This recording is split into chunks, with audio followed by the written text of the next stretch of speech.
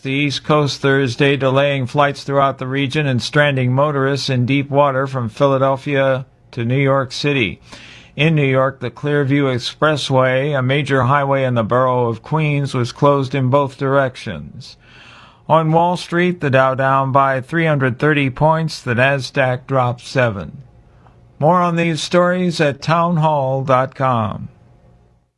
This is Dennis Prager for AmFed Coin and Bullion. There's something about the feel of a gold coin in your hand and the way the light reflects off its intricate details that has always captivated me. Nick Grovich, AmFed's owner, turned that same passion into his livelihood. Nick began collecting coins as a teen, and that interest grew into a nationally respected business offering only the finest quality coins at the most competitive prices. But the truth is that although Nick is a rare coin dealer, he doesn't believe in rare coins. Rare coins do not make sound investments, but they do make dealers a lot of money. See, that's part of what I respect about him. AmFed specializes in buying non-performing numismatic coins and turning them into gold or silver investments that provide liquidity and perform competitively against the market. Whether you're buying or selling, call 800-221-7694. That's 800-221-7694. AmericanFederal.com.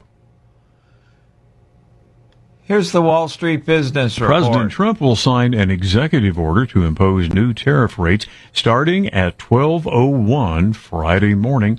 White House says countries that have not received a prior letter on tariffs from the president or negotiated a trade framework will be notified of their likely tariff rates through a letter. China's cyberspace regulators have summoned NVIDIA over security concerns about the H20 chips. They claim the chips can be tracked and turned off remotely.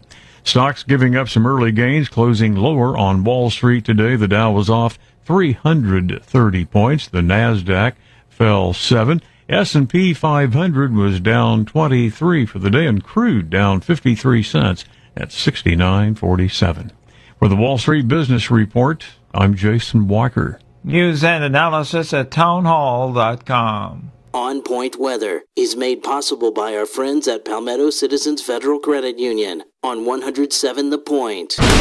Here's tonight's forecast. We're muggy with a chance of showers up until about midnight. The low temperature drops to 76. Tomorrow, increasing clouds, a 60% chance we get afternoon thunderstorms, the high reaching 94. It's a very welcome, cooler weekend ahead. Saturday and Sunday, high temperatures around 80 degrees. Rain chances remain about 40% each day. I'm Cal Moss with your On Point local weather.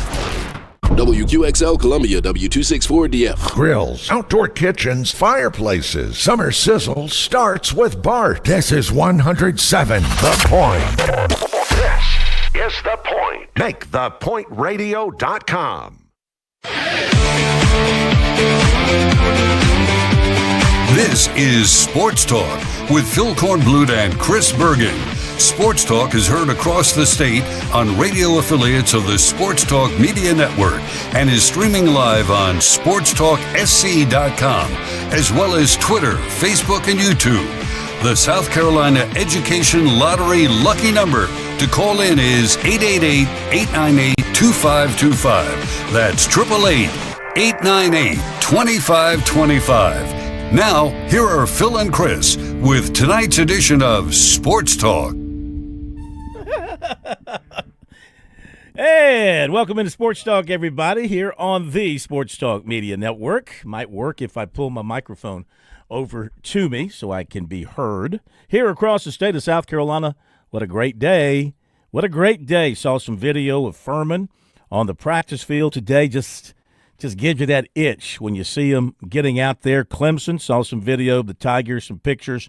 They hit the practice field this afternoon. South Carolina will do the same tomorrow. Just getting in from South Carolina Media Day over at the indoor practice facility, where, by the way, they've got a new trophy case, or I guess maybe a showcase to Steve Spurrier and his career at South Carolina. When you walk in to the indoor facility named for Steve and Jerry Spurrier, right as you walk in on your left, there's a new showcase full of game balls highlighting the big wins of Steve Spurrier's career at South Carolina, plus visors up at the very top. I've tweeted out a picture of it, so if you go to our X and you look at our timeline, you'll see it. And if you can enlarge it, you can read each of the footballs, how they're engraved, and you can see the other things that are inside that, I guess you would call it a cabinet. So very nice addition to the building that already bears his name and his wife's name. Saw that today as I was walking out after visiting with Gamecocks and with Shane Beamer. And you'll hear from Shane Beamer coming up. Got a pretty long segment with him because he had a lot of good things to say as the Gamecocks are getting ready to begin practice tomorrow. And gosh, I'm easily influenced, as you know, Bergie, easily influenced. And after talking to players and looking at players up close and listening to Beamer, I mean, no reason not to think the South Carolina team can't win all their football games too. We talk about Clemson winning all their games. South Carolina, I think, will be – and I tell you what I think is going to be key. What I think is going to be key, I think they're going to be in all their games. And I don't think they're going to blow out a lot of people that are as good as they are, and I don't think they're going to get blown out, which means whoever they land on as a place kicker is going to have to be good. I think there's going to be a lot of games that can be won and lost by a critical field goal in the fourth quarter. But looking at this team and looking at these players and talking to Nick Harbor and talking to some of the defensive players, I mean, like Judge Collier and others, they got good players. They got good newcomers. And I think they've got a really good chance to get off to a good start in the month of September, have a nice, shiny record going into October when things really turn up as far as the competition. So not going to sleep on the Gamecocks here going into the beginning of practice and going into the season.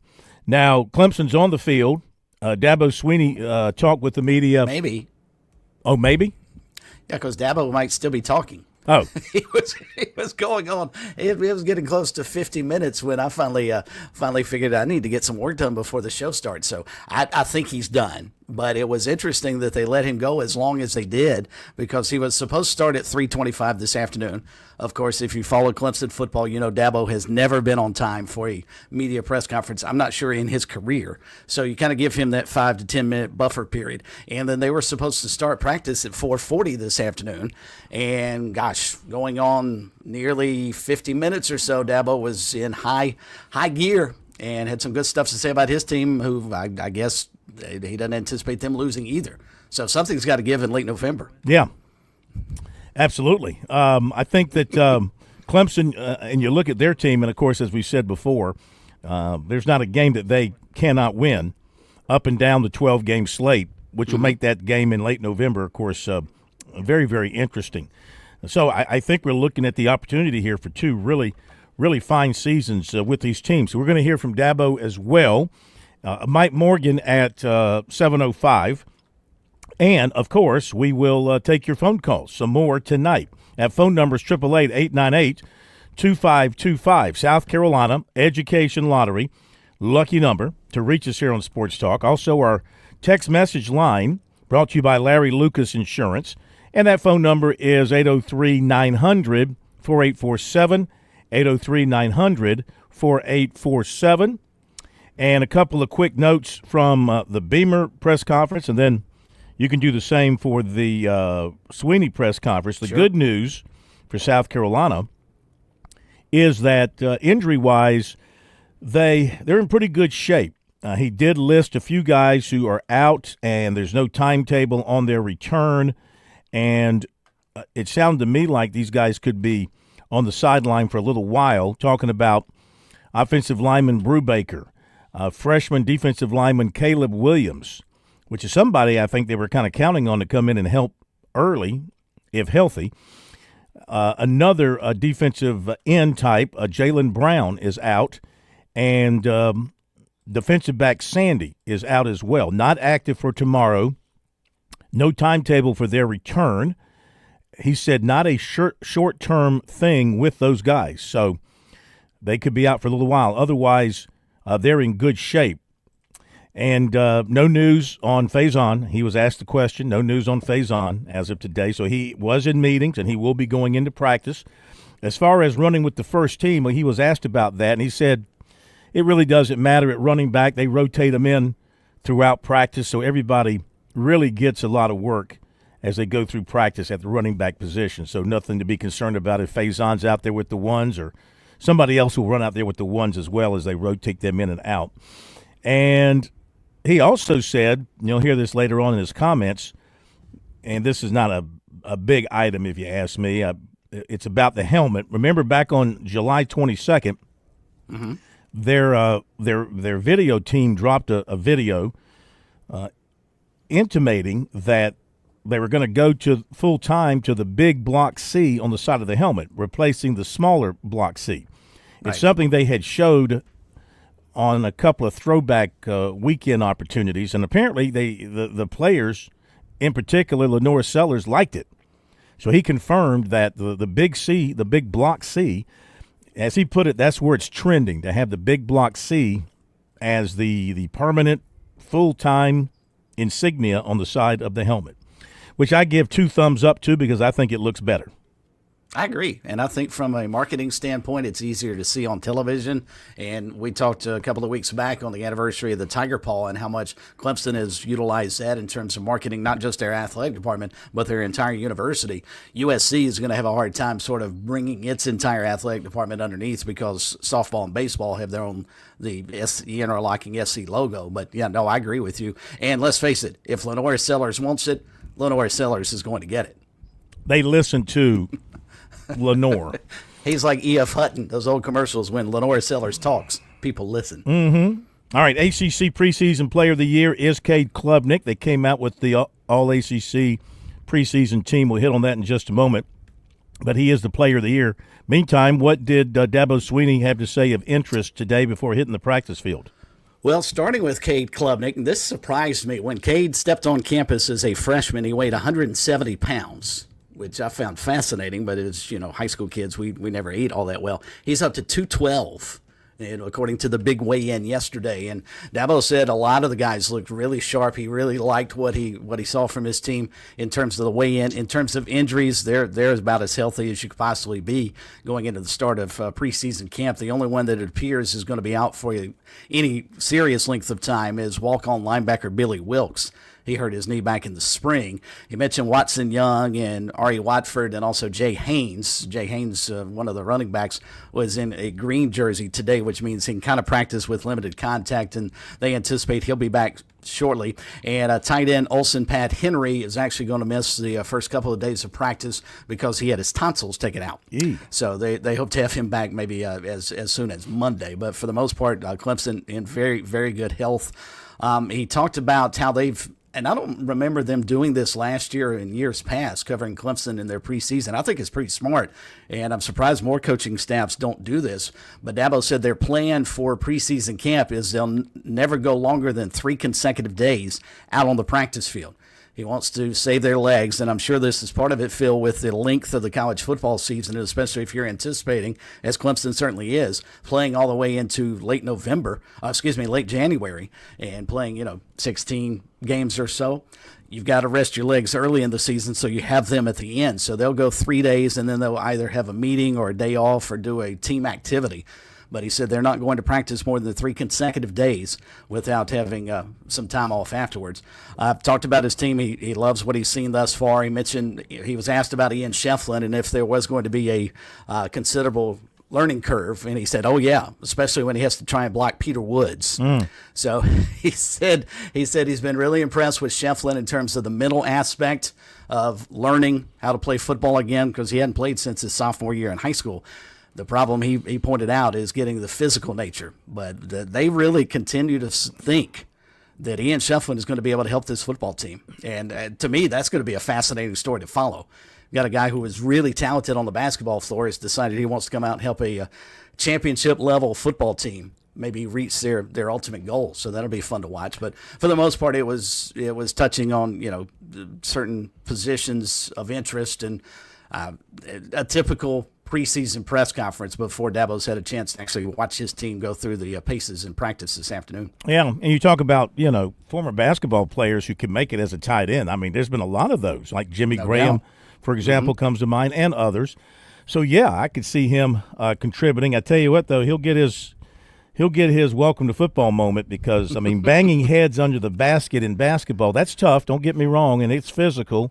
Elbows are flying. You don't have any pads or stuff on. But, man, when you take a lick on the football field, I imagine, from a Peter Woods type guy, that can ring your bell pretty well, probably more so than anything you had happen to you during I mean, they do play basketball in shorts, right? So, oh, yeah. You know, they play. Who's going to knock him out, do you think? In their underwear. All these guys you would think are friends. Yeah. All these guys you would think are friends. And it's not like Ian's a freshman coming in, and it's the first time he stepped on campus. I mean, you would think Peter Woods and TJ Parker and all the guys on defense have known Ian for years and watched him play basketball and cheered him on. I mean, are they going to want to take him out? Yes. He comes running over the middle. I mean, Bam! I think they're gonna make him, welcome him to the ACC and welcome him to college football. He's gonna have that basketball, moment. buddy. Yeah, exactly. This is not basketball. This is how we play things on the football field. All right, so we'll hear from Dabo Swinney coming up as well. Here are the Clemson players on the All-ACC preseason team as voted on by the media at the ACC kickoff last week. So Cade Klubnik is your player of the year.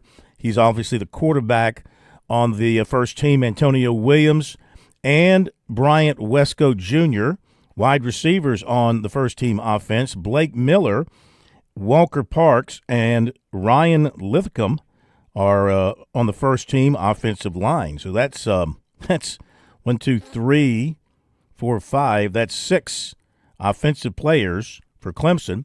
And can't you remember, like a couple of years ago, they had 0? Remember that? A couple of years ago, they had like 0 on the offensive side in the preseason All-ACC team. On defense, you got T.J. Parker from Clemson, Peter Woods from Clemson, Wade Woodaz, Sammy Brown, Avian Terrell. Those are all from Clemson. Specialists, no Tigers. Colin Rogers of SMU is the place kicker. The voting for player of the year, Klubnik, 146 votes. Haynes King of Georgia Tech got 9. Kevin Jennings of SMU got 5. Carson Beck of Miami got 4. Kyron Drones, who South Carolina will see, the Virginia Tech quarterback, got 4 votes as well. So there you go. That's the Clemson side of things, All-ACC preseason team. Looking at this Steve Spurrier tribute cabinet inside the practice facility, it's called the Spurrier Era across the top. Then they've got 3 of his visors up on a little high shelf. Then down each side, there are 6 footballs representing highlight moments of his coaching career at South Carolina, including 1 football recognizing 5 straight wins over Clemson. And, of course, the bowl wins. And I guess there's one in here representing the SEC Division Championship. The win over Alabama. Got the win over Alabama in there. You know, his record at South Carolina was 86-49. His home record was 53-19. I mean, considering Shaw for that. Well, and I was going to say, considering the slow start he had, as far as it wasn't like they came out of the box winning 10 and 11 games a year. Right. They won enough to go to some bowl games early, and they were competitive, but they were basically a 500 team until he finally turned that corner, starting at about 2009, 2010, right in there when he had that influx of a lot of in-state great talent. Marcus Lattimore, Jadeveon Clowney, Devin Taylor, of course, Connor Shaw. Well, you had Stephen Garcia, Connor Shaw. They weren't in-state guys, but, I mean, those were guys that got him going offensively. Alshon Jeffrey, Stephon Gilmore. Gosh, I mean, just so many players. So it's a good-looking, I guess you'd call it maybe kind of a trophy case, but it's a very nice way of recognizing Spurrier again at South Carolina. I think it's well deserved, and you're right. It does look very sharp, and it's eye opening. I would think for anybody who walks into the. Now, is this directly in the indoor practice facility, or is that in their what do they call it? The football operations building, which sits next door. It's in the lobby of the indoor practice facility. When you come in from the visitor side, when you're in the parking lot and you walk in the main entrance, it's right on your left. Gotcha. Yeah, right on your left. So. All right, let's see. What else we want to do here real quick? Oh, there was a couple of other stories that we should mention. I haven't put my eyes on this story, but the plumber told me that it's been announced that the state championship basketball games for this year will be returning to the Colonial Life Arena. That's actually an older story from back in the spring. Oh. But yes, that is factual, but it's actually not anything new. That's not? Nope. Well, they had that back in the spring? Yeah, back in April, I think. Did we know that? Yeah, we did. Why didn't I know it? You probably did, I'm sure. I'm sure we talked about it at the time. Well, why is Plummer telling me now that it just happened today? Well, I think he saw it on social media, and you have to always Explain double-check yourself. what you see on social media. Explain yourself. I will pull it up right now. It literally was posted today, and it didn't give a date of when it was announced, so... That is why. Well, find the story and let me see it. Meantime, the executive committee voted 13-0 in favor to accept Lake Wiley High School for membership beginning in 26-27. That's coming out of the Clover School District, from what Lou Bajak was telling me. So they'll be taking students away from Clover High School. Ooh. Yeah. They also, let's see, they also voted in, there were a couple of programs that were seeking to get into the high school league that they were voting on. That was one of them. And let's see if I can find the other ones here. That's Lake Wiley. Legacy Early College out of Rock Hill. They were voted in beginning in 2026, ineligible for championships in year one, but will be able to play for championships in year two. So those are a couple of those things that we're talking about. Let's see what we got here. It was posted 9 hours ago by some Instagram page. Do you see it? No, I see something here that I don't think I can read on the air. What is that garbage you got on that? Yeah. I don't know what that is. I know what that is. I do have a question well, but about this Lake might Wiley. be. This is not. This coming is, out of the break. Well, hang on a second. This is something under a heading called Official Sauce Carolina. But it's real. I looked it up before I did it, and it wasn't just, Yeah, but I mean, I think Bergie's probably right. It's an old story that, It is. Well, then why'd you tell me it's brand new? I didn't know it until But I didn't realize that they had decided to move it back to Columbia. All right, be right back. Yeah. 75 years, one reputation, too tough to tame. The Lady in Black doesn't care who you are, rookie or vet, playoffs favorite or long shot. 75 years of scraped walls, battle scars, and history made the hard way. This Labor Day weekend, be there to write the next chapter of the Cookout Southern 500. NASCAR Playoffs Weekend at Darlington Raceway, August 30th to 31st. Get your tickets now at darlingtonraceway.com. Traveling can be the worst, especially when you can't find your favorite show. Well, don't worry. We've got the perfect way to keep up with everything happening in the Palmetto State when you're away from home. Just pull up the Chief Sports app on your mobile device, and you can listen live to Sports Talk. All right, welcome in, everybody. Sports Talk Media Network. So the next time you can't find us on one of our great radio affiliates, just log on to the Chief Sports app, the best way to stay connected with the Sports Talk Media Network. This is Larry Leitner, owner and founder of Midstate Roofing, and for nearly 30 years, we've continued to be the proven leader in the roofing and waterproofing industry. Midstate Roofing's proven history is your assurance that our professionals at Midstate Roofing will provide the proper advice, service, and results to the needs of your facility in a manner both safe and pleasing to your operation. From high-rise to hospitals, manufacturing to industrial, Midstate Roofing designs and installs bonded systems with a protective guarantee that will keep your operation dry and running long into the future. 24 hours a day, 7 days a week. And this is Blake Leitner, reminding you to protect that roof with a maintenance contract. Call me today at 803-356-1919 or online at midstateroofing.com. That's midstateroofing.com. You'll speak to an on-call technician after hours or a Midstate Roofing staff member during hours at 803-356-1919 or online at midstateroofing.com. And as always, tell them Midstate Twins. If you have a leak, let Midstate Roofing take a peek. He's got a wrench in one hand, a mic in the other, fixing up the flow like no one's brother. Pipes are rattling, chaos calls. Josh Cole steps in, he handles it all. Never skips a moment, never drops a cue. While Cole's still guessing, Josh already knew.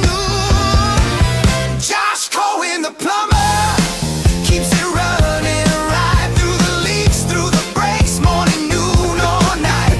Josh Cole in the plumber, the show's MVP. Even Cole's gotta admit he's second to That may be the best one yet, Josh. I Well think we're done. getting a little carried away here. Getting a little carried away. I'll have to speak with the orchestra about that. Well, I mean, I need to have a conversation with myself because, I mean, producers don't rise to the level of the talents. Okay, there's talent, and then there's producers who are to be, shall we say, seen and not heard. So let's keep that in mind moving forward. The orchestra is heard worldwide. Let's go up to Rocky in Greenville. Bring some sanity back to the program. Rocky, welcome in. How are you? I'm doing well, Phil. I am, and I don't know about bringing sanity to this particular situation, but I got a Sterling Sharp story for you. I was hoping to call you yesterday, but just you were really busy. You had a lot of guests, and this goes back. It's golf wise related to golf, and gosh, I guess it was late 90s, maybe early 2000s, somewhere give or take 3 or 4 years. Sorry, but it was a Sunday afternoon, and I just said to my wife, I said, honey, I think I want to go play 9 holes of golf. So, yeah, go ahead. We were members at Spring Valley Country Club. So this is where this took place. So it's at Spring Valley, and I went there, and I went in there, and the guy said, look, Rock, yeah, we're all busy on the front. If you want to go off the back, that's fine. I said, super. So I go off, and I'm on 14 at Spring Valley Country Club, and I'm on the tee, and there's this gentleman out there, this golfer out there in the middle of the fairway, and he's waving me through.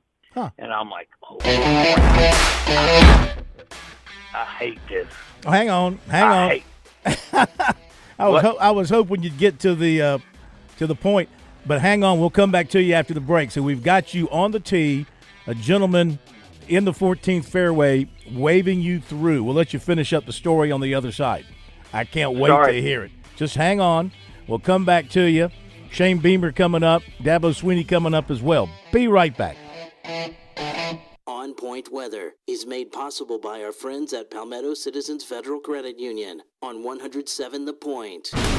Here's tonight's forecast. We're muggy with a chance of showers up until about midnight. The low temperature drops to 76. Tomorrow, increasing clouds, a 60% chance we get afternoon thunderstorms, the high reaching 94. It's a very welcome, cooler weekend ahead. Saturday and Sunday, high temperatures around 80 degrees. Rain chances remain about 40% each day. I'm Cal Moss with your On Point local weather. The Point is teaming up with our friends at Americans for Prosperity, South Carolina for one big, beautiful party. Join us at Flight Deck Restaurant in Lexington, Friday, August the 8th from 4 p.m. to 7 p.m. We'll do the afternoon drive live. And how about this? The food is on us. It's AFP and the Point's way of saying, hey, thanks for always supporting important causes, calling your elected officials, caring about local issues. Friday, August the 8th, Flight Deck. Come by and celebrate one big, beautiful party. We'll see you there. Mexico. With SRN News, I'm Keith Peters in Washington. The White House says President Trump has sent Special Envoy Steve Witkoff to the Middle East to save lives and end the humanitarian crisis there. Witkoff arrived in Israel on Thursday to address the worsening crisis in Gaza, Witkoff and U.S. Ambassador Mike Huckabee plan to inspect food distribution in Gaza on Friday.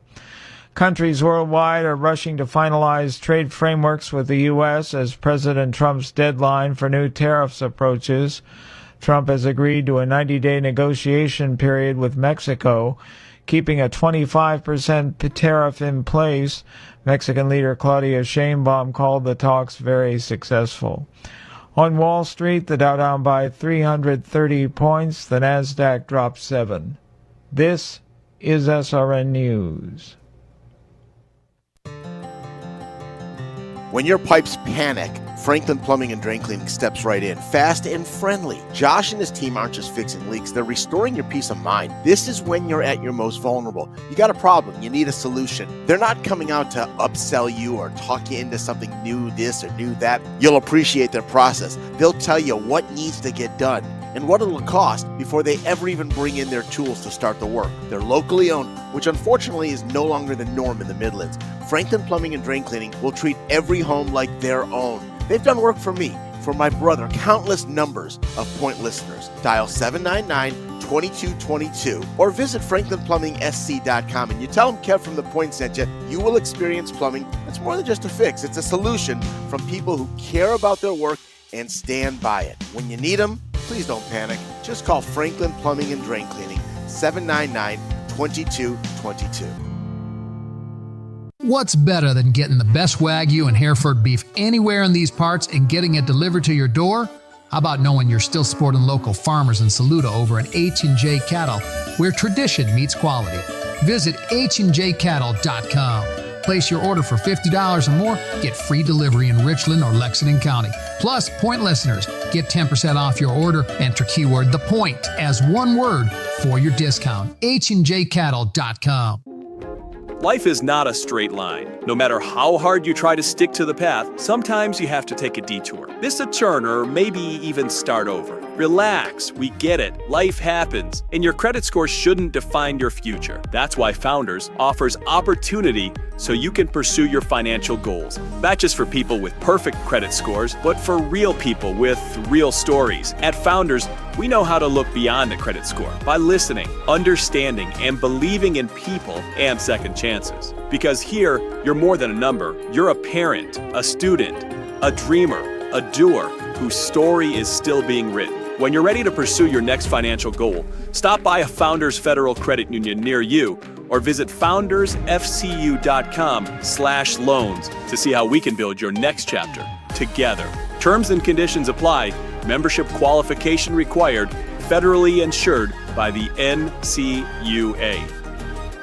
Escape the hustle and bustle of everyday life with Spa MD, your sanctuary of rejuvenation. Feel the tension melt away as our expert team guides you through your customized wellness journey. From soothing massages to revitalizing treatments, we promise a remarkable experience that leaves you feeling renewed and empowered. Discover the calm within every visit. Reach out at 251-9400 or online at visitspamd.com to explore your options. Your oasis of tranquility awaits.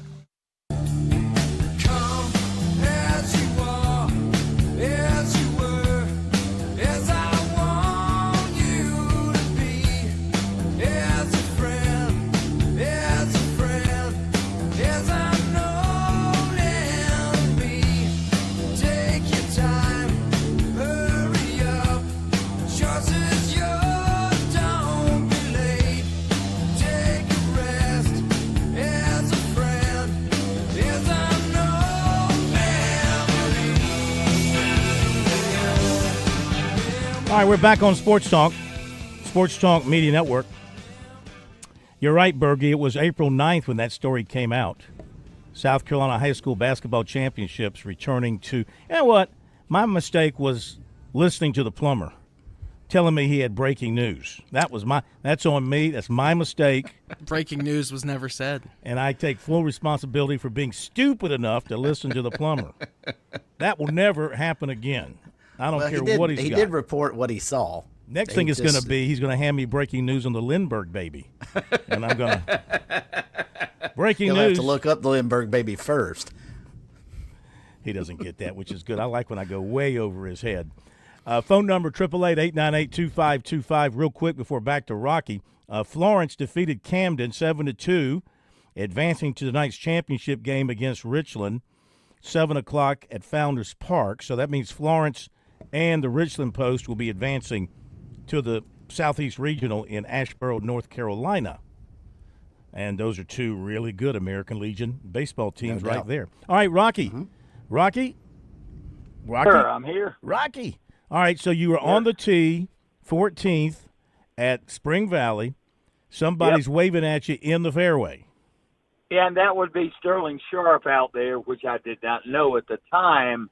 So I'm like, gosh almighty, I hate doing this. If you've ever had anybody and you're on the golf course and they ask you to play through, you just hope you hit a decent shot. And I did. I hit a good drive, so I went down there and I realized and you were talking last night so much about Sterling, and he's not a big media guy. He doesn't autographs. He doesn't. You just don't get into his space, and I didn't. I looked. I was like, Sterling Sharp. I introduced myself, gave him my name, shook his hand. I said, "What a pleasure to meet you. Would you like for me to play on through?" Because he's like practicing. He's hitting 3 and 4 balls or whatever, and in there. And he said, "No, you want to play we played 14 and 15. I played with him, and he said, "You don't mind if I hit a couple balls, do you?" No. So we played those 2 holes and together, and then I went on, and he said, "I'm going to do some more stuff, so go ahead and go on." So I got to play a hole and a half or 2 holes with Sterling Sharp at Spring Valley Country Club, and that was really cool. Really cool. And he can flat out hit it. He can flat out hit it, can he? Knock the hell out of it. Yeah. Sure. Yeah, but we played, and it was just dudes playing golf, Phil. Yeah. And Chris, it wasn't football or Packers or Gamecocks. It was just 2 guys playing golf, and that I will always remember. That's awesome, man. Always remember. Hey, thank you very much. Appreciate it. Great story. Great story of Sterling Sharp going into the NFL Hall of Fame this weekend, if you weren't aware. So his former team is going to hit the practice field. This is the Gamecocks of South Carolina hitting the practice field at about 9:33 tomorrow morning. It'll be open to the media for the first 3 periods, which means we get a chance to see them stretch and stretch and stretch, and then we'll be run out of there. So to get you ready for it all, this is not all of Shane Beamer. All of it is on our website, SportsTalkSC.com, and up in our podcast area as well. But here are some of his top comments edited together, about 16 minutes worth. But I think it's good stuff all the way through. Shane Beamer from earlier today. Really, really, really eager to get going. I know every coach in America is talking about the summer they had and what a good summer it was. We've got the best strength and conditioning staff in the entire country, and it's not even close. What those guys do with our players is special. The development art of our guys. I got asked that question at SEC Media Day about development, and it's evident with what we're doing with our players. Does it mean that we're going to go have the greatest season ever this year? Not necessarily, but we've gotten better as a team since January. We've gotten better as a team this summer, and huge kudos to our guys in the weight room for what they did. Obviously, we talk, everybody, Luke Day hits everything up, but he's got a phenomenal staff, and that's why I say that we've got overall the best strength and conditioning staff in the country because of the work that we've put in, the progress that our guys have made, and then just the entire group. When you talk about Luke Day and Chip Morton, the experience he has in the NFL and his knowledge, and Jameel Walker, who's been a strength coach in the SEC at multiple schools, and Nate Settigren, and Mitch Oakey, and Austin Winfrey, and Will Mullins, and Mike Procino, and Jacob Kernat. I mean, it's just and all the interns and volunteer people, everybody that we had in there is an army of guys that work back there in the weight room with our players throughout the summer, and they did a heck of a job. Just everybody can track how much somebody benches and squats and how fast they run, that's pretty easy. But all the information that they're able to give us as coaches in regards to what our players are doing and how they're developing and where they're deficient, it's next level and it's cutting edge, and it's a huge part of our success. So we're grateful for those guys as well, and certainly grateful for them, eager to get going. We had some success last season, not the ultimate success that we can have here as a football program, but we certainly had success in 2024. And when you have success, it's human nature. That's either going to breed complacency or a hunger to be even better and take things farther. And it's certainly the success we had last season has bred hunger to be even better in 2025, and that's very evident with the way that our guys have worked since they got back in January and throughout the summer. There's a lot of work to do. By no means have we arrived and we're a finished product. We've got a lot of work to do between now and August 31st, and then we've got a lot of work to do throughout the season as well. But off to a great start, and been a fun day of meetings so far today. It'll be a fun night tonight, and eager to get out on the field tomorrow morning. Injury-wise, I told you guys I would have an update for you on Thursday, and I do. Tomorrow, Ryan Brubaker, Caleb Williams, Jalen Brown, and Zabari Sandy will not be active tomorrow. As far as their timetable to return right now, I don't have one for you. It's not going to be anytime in the near future, I would say, and we'll see how things evolve as we get into the season and go into the season. But those guys won't be out there tomorrow, and won't be. It's not a short-term thing with those guys, but they'll be fine and going to be great players for us here at Carolina. Just won't be out there on the field working at it tomorrow. But other than that, we're in a pretty good, really good position. Been a great summer, and can't wait to get started. Questions? Shayna, you mentioned several times about replacing all the special teams guys. I was wondering, will you have maybe an increased presence with Joe D and those guys this camp as opposed to last camps? No, I'd say Joe D would tell you that I've always had an increased presence. Certainly I've got a background on offense and defense from coaching both sides of the ball, but I've always been involved with special teams. But no, not really, David. I'm always I've already met with them plenty this week talking about personnel and scheme, and will continue to be. And I'm in every special teams meeting and probably more involved than Jody wants me to be from a special teams standpoint. But if anything, it would just be I've got to be more. I've got to do a better job of putting all of our guys, not just the specialists, but all of our guys in just pressure situations and things like that, and creating those in practice. So maybe a little bit more of those, because we do have guys that'll be kicking and punting and snapping in the first game for the first time in a college uniform. But as far as being more involved with special teams, no, it'll be the same, and certainly I'll try and be more involved. We want to take things farther in 2025, so I'll take my involvement even farther, but I'd say it's been pretty far in 4 seasons. Keeping with special teams, what does the competition at Holder look like right now? It's a hell of a question, Jordan. It's big time, man. You're coming off the top rope on day one right there. Great question. It really is. I love a Holder question. We were very spoiled, obviously, having Kai the last few seasons, and people think that just happens. I mean, he was able to get – Hunter just walked outside. I just saw Hunter out there, but, his snaps were elite throughout his career. But there were a couple times where Kai had to get some ones down that maybe weren't great. So we were very spoiled to have Kai the last few years. Right now, it's kind of a combination of William Joyce, Mason Love, and we've been working Cutter Woods in there a little bit as well. I've been around a lot of places where your quarterback was the holder. I know Georgia's done that some in the past, and Cutter is a really good football player, really good athlete, and it's kind of natural at it, and he's worked at it quite a bit. So a lot of it would depend on what our kicker and punter situation looks like. So you want to have as many, just like long snapper, you want to have as many guys as you possibly can, but depending on how the competition shakes out at kicker and punter, that will affect the holder position as well, i.e. Joyce and Love, both what they're doing in there. But I feel good about that. I really do. They've worked a lot at it, and going back to spring practice, but even this summer. I mean, they'd be in here early in the morning before workouts, just getting some holds in those guys. So I think we'll be okay there. Yeah, you're talking about development earlier. I wanted to ask about the offensive line, specifically a few of the guys that have been here and had to play really early, like Josiah, Tree, and Tro. What have you kind of seen from them in terms of their progression and how ready they can be going into this year where there's several spots available? Yeah, really just spent a lot of time in our team meeting just talking about those guys specifically with the team.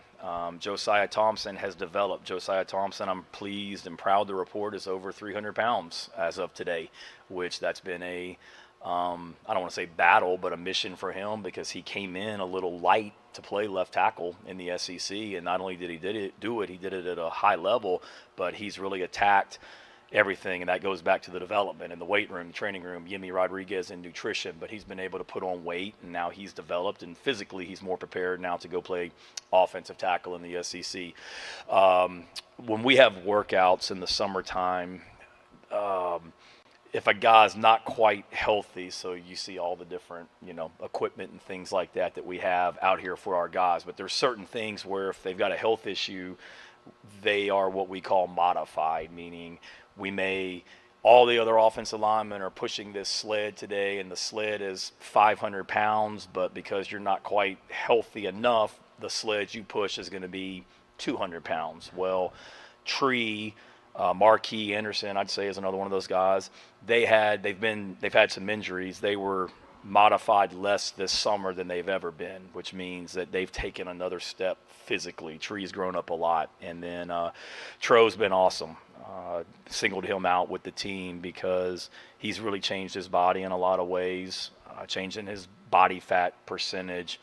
Jeremiah, our athletic director, he texted me over the summer about Tro because Jeremiah would come up here in the evening and kind of work out on his own in the weight room.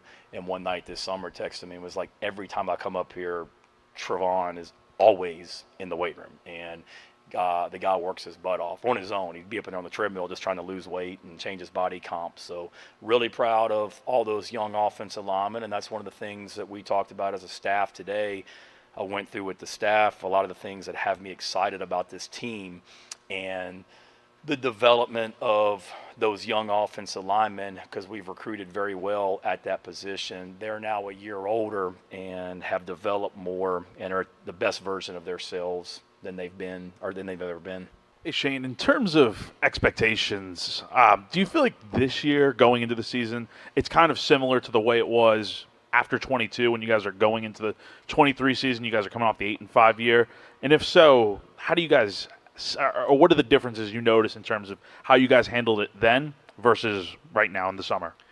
Yeah, great question. It's something that I've thought about a lot because coming off the finish of 22 and then going into 23, the first game was a neutral site game against an ACC opponent, and we lost. And then the third game was an SEC game, just like it will be this year, and we lost. And, I thought that group, because I was very cognizant of it, Jack, that group of everybody's patting them on the back, telling them how great they are, and making sure they don't listen to it and making sure we keep our edge. And in a lot of ways, I think we did. I think, you look back at that 23 season, injuries had something to do with it. The connection of the team wasn't bad, but I don't think it was as good as it could have been. So, similarities, I don't know if there's a lot. I think this team is maybe a little bit more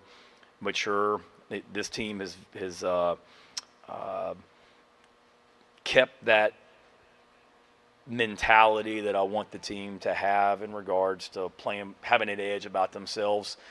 And I'm not saying that 23 didn't. It's just, it feels different. I don't know. I'm kind of bouncing around. But last year's team finished on a 6-game winning streak in the regular season and then fell short in the bowl game. Brings back a lot, and there's a great hunger to take things farther. Well, the 22 team, we had 2 great wins to finish the season and then played our butts off in the bowl game, but we were maybe a little bit more inconsistent leading into that into the season as well. So it's a deeper team than that 23 team. There's more depth all the way around, and I think there's enough guys here that certainly remember that 23 season. But it wasn't like that was it's a great example in 23 and 24, just the thin line between winning and losing. And y'all have heard me say it. Yeah, we went 5-7, but we weren't that far away from being 7-5 either that season. So just understanding the hard work that it takes, and I think it's more just off the field, the development, the leadership. But this group's just got a, I don't know, different way about them. This is kind of a quiet, we're a young team, but just very business-like in how they do things, and that's the way they've been since January. Faison? No update. No update. He's in meetings right now. And I have a follow-up, too, if I may. Yeah. I'm embarrassed to ask this question. On July 22nd, your video crew rolled out a piece of video about your helmet with indicating that the big Gamecock logo, as it says here to stay. I'm just wondering, are y'all going to the larger size logo on the side of your helmet compared to the smaller? That's just an interesting question for me. Why are you embarrassed to answer that question? That's kind of a stupid question. That's not a stupid question. It's a great question. We get a lot of chatter, Phil. Yes. I think the bigger logo last year was very popular with our players. They wanted to wear it. What did we wear it against? South Carolina State, I think, for the first time in that throwback game. Not South Carolina State. Who we played? Akron. Yeah, thank you, Lulu. Akron was the throwback game, right? And we wore it. I think that's right. And then they wanted to wear it again against Alabama, and then I think we wore it against Missouri, and then they wanted to wear it in the bowl game, so they like it. Lenoris texted me. I was at dinner in Charleston about 2 or 3 weeks ago, and I was at dinner, and Lenoris was just texting me helmets that he likes, that he thinks would be cool to wear this upcoming season. I know our players like it, so I asked some of those guys, between the smaller Gamecock logo and the bigger one, which one do you guys like? And they all loved it. I think our fans like the bigger logo, so I think that's what we're trending towards for sure, is the bigger logo.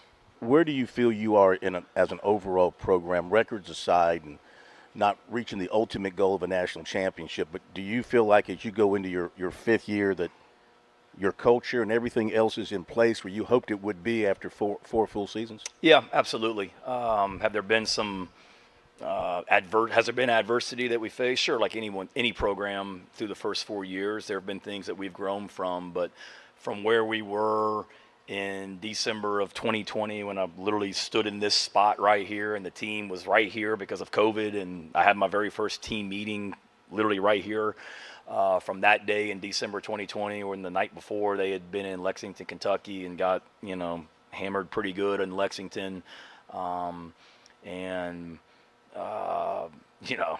you come and you go from there to where we are now, that here you are now 5 seasons later, and you've accomplished a lot. You're going into a season where you're probably going to be preseason ranked. People are talking about you as a potential playoff team. We've made a lot of progress, there's no question about it, but also understanding, Phil, that every year is starting over, and this is a new team, and what we did in 2024 was great, but 2025 is a brand new season, and we got a lot of work to do. But absolutely, when you look at what we're doing academically, the fact that the last 2 semesters were the greatest semesters academically in the history of South Carolina football, highest GPAs ever last fall semester, and then we shattered the fall record in the spring with what our guys did academically. The way we're graduating players, so off the field things are going well, culture-wise, making good decisions and doing good things off the field for sure. On the field, what we've accomplished, what we've done, where we've been, but where we're going, recruiting. I understand you're not going to, get all of them, but you also, we've done a lot from a recruiting standpoint, made a lot of progress, and we're still a young team, Phil. I mean, I know there's a lot of expectations for this year's team, and there should be. We got our chance to, I'm excited, and we got our chance to have a really good team, but we're gonna be good in years to come as well, when you start looking at who could be back in 26 and 27 and beyond, and the guys that are interested in our program right now, and the guys that may have committed elsewhere that are this summer that are already reaching back out to us saying, hey, coach, y'all still interested as well? I mean, there's a lot of excitement about South Carolina football right now. focused on having a great practice one tomorrow, but if somebody had told me in December 2020 we'd be where we are right now going into 2025, I would have taken it. All right, Shane Beamer, all of it up on our website, SportsTalkSC.com, also up in our podcast areas. Spotify, which somehow lost $100 million in the last quarter, but that's considered good. You know, in that size business, you lose that kind of money, but it's less money. They lost a lot less than they had been losing, so I guess that's a win. But anyway, it still works. You know, they've got 700 million worldwide subscribers to Spotify, so it still works. Anyway, it's there, and we'll be back. 75 years, one reputation, too tough to tame. The Lady in Black doesn't care who you are, rookie or vet, playoffs favorite or long shot. 75 years of scraped walls, battle scars, and history made the hard way. This Labor Day weekend, be there to write the next chapter of the Cookout Southern 500. NASCAR Playoffs Weekend at Darlington Raceway, August 30th and 31st. Get your tickets now at darlingtonraceway.com. Has your credit seen better days? At Founders Federal Credit Union, we get it. Life happens. That's why we offer personal and auto loans that help you move forward. With flexible terms and a team that sees more than just a number. You don't need perfect credit to start your next chapter. Visit foundersfcu.com or a local office today. Founders, helping you do life on your terms. Membership qualification required. Terms and conditions apply. Every lottery ticket purchase keeps education in our state moving forward. In fact, the lottery has raised more than $200 million for state school buses to get our students to school safely every day. Then, the lottery helps those students go even further in their education by funding the Life, Hope, and Palmetto Fellow Scholarships. So remember, when you play the lottery, you're keeping South Carolina students on the road to success. Learn more at sceducationlottery.com/betteryou.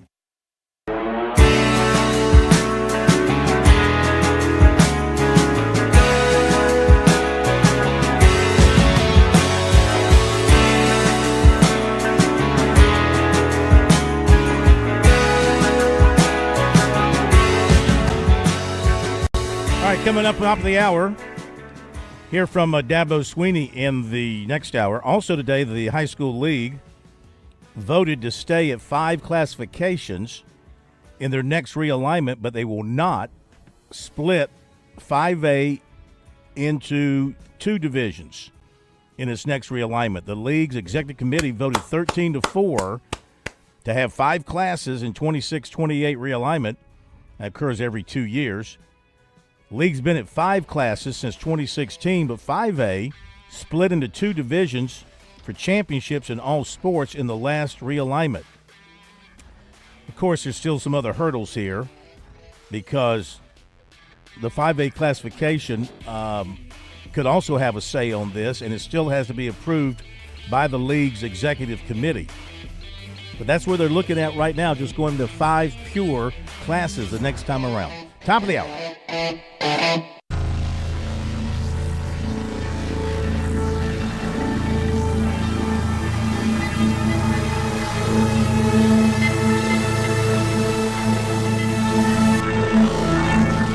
WQXL Columbia, W264DF. Grills, outdoor kitchens, fireplaces. Summer sizzle starts with Bart. This is 107 The Point.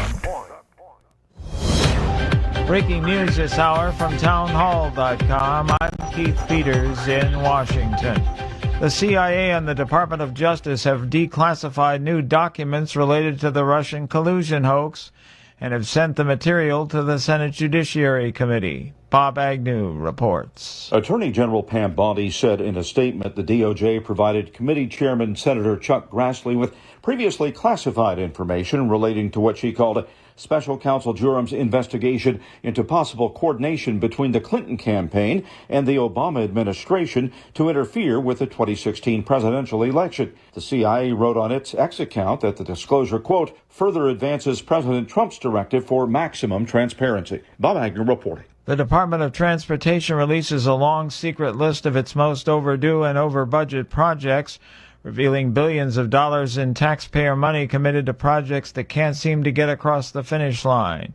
Correspondent Bernie Bennett reports. The list includes an interstate redesign in Columbus, Ohio, which is running nearly 20 years behind schedule and double the initial costs, and California's much-maligned high-speed rail, which costs have tripled. Those and 13 other projects account for more than $12 billion in federal taxpayer money committed to assist state and local officials who struggle to complete the improvements. Transportation Secretary Sean Duffy provided the list to Congress, and Iowa Republican Senator Joni Ernst made it public Wednesday. She said she wants to expose some of the biggest black eyes for central planners in government. Bernie Bennett, Washington. Long-standing concerns about military helicopters flying in crowded airspace and worries over short staffing among federal aviation workers have emerged as key factors in investigators' inquiry into the fatal mid-air crash between an Army helicopter and a commercial airliner earlier this year. On Wall Street, the Dow down by 330 points. More at townhall.com. Dennis Prager here for AmFed Coin and Bullion. I've always been a strong believer in precious metals investment, and I've always been fascinated with rare coin collecting. But owning the wrong coins that only make dealers a lot of money can be catastrophic for your investment portfolio. AmFed Coin and Bullion specializes in taking people out of non-performing coin portfolios and turning them into gold, silver, or platinum bullion. They tailor a portfolio based on your goals and not what they want to sell you. You'll never experience scare tactics, misleading hype, or high-pressure sales from owner Nick Grovich and his very knowledgeable staff. They will evaluate your portfolio, show you how your coins have performed, and take the time to educate you on the ugly industry practices so that you can make an informed decision. Smart people can make very bad investments when they're under pressure and lack the facts. Call 800-221-7694. That's 800-221-7694. AmericanFederal.com. Correspondent Alex Vega reports on this week's mortgage rates. Freddie Mac says the average rate on a 30-year mortgage slipped to 6.72% this week. The average rate is now back to where it was 3 weeks ago. Rates on 15-year fixed mortgages, popular with homeowners seeking to refinance, also eased. Despite the recent pullback, mortgage rates remain elevated and not far from their high of around 7% earlier this year. That's helped keep the housing market in a sales slump, even as home prices keep climbing. I'm Alex Vega. A Florida medical examiner's report says Hulk Hogan's death last week was caused by a heart attack. The report said Hogan, whose real name was Terry Bollea, also had leukemia and atrial fibrillation, and the cause of death was natural. Flags on official buildings in the state will be flown at half-staff on Friday to honor him, as Governor Ron DeSantis declared it Hulk Hogan Day. News and analysis at townhall.com. On Point Weather is made possible by our friends at Palmetto Citizens Federal Credit Union on 107 The Point. Here's tonight's forecast. We're muggy with a chance of showers up until about midnight. The low temperature drops to 76. Tomorrow, increasing clouds, a 60% chance we get afternoon thunderstorms, the high reaching 94. It's a very welcome cooler weekend ahead. Saturday and Sunday, high temperatures around 80 degrees. Rain chances remain about 40% each day. I'm Cal Moss with your On Point local weather. WQXL Columbia, W264DF. Grills, outdoor kitchens, fireplaces. Summer sizzle starts with Bart. This is 107 The Point. This is The Point. Make thepointradio.com. Welcome back to Sports Talk on the Sports Talk Media Network. You can reach the guys with the South Carolina Education Lottery lucky number. 888-898-2525. That's 888-898-2525. Now back to Phil and Chris with the second hour of Sports Talk on the Sports Talk Media Network. All right, we're back. Sports Talk Media Network on this Thursday night. Been a big Thursday night. Heard from Shane Beamer. Going to hear from Dabo Sweeney coming up here momentarily. Bergie, as we hit the break, you were applauding the news about the 5 classifications with no division. Indeed. A lot of common sense starting to roll into the South Carolina High School League. Now let's go back to 4 classes for a state our size and we'll be set. If they want to stay at 5, that's fine. But as we talked about a couple of weeks ago when we had the coach of Landon Duckworth on with us, in Alabama has 7 classifications, and they're a smaller state than we are, but they've got twice as many high schools. So I think our state is well served with 5 state champions. We didn't need 6. We certainly did need 7 at one point in time, because we had, remember when, and this was actually proposed today, or it was a motion that got either tabled or quelled. I'm not sure what the appropriate term is. Remember when we had 2 divisions at 4A and 2 divisions at 1A? And that actually was brought up as well, because the 1A class in our state actually has, or at least it used to, I don't know if it still does, but from the smallest 1A school to the biggest 1A school was a much larger gap than the smallest 4A or 5A school to the biggest 4A or 5A school. Yeah, yeah. So, and one other part of this story is that they plan to, and this is, we're reading the information from Scoop, also known as Lou Bajak.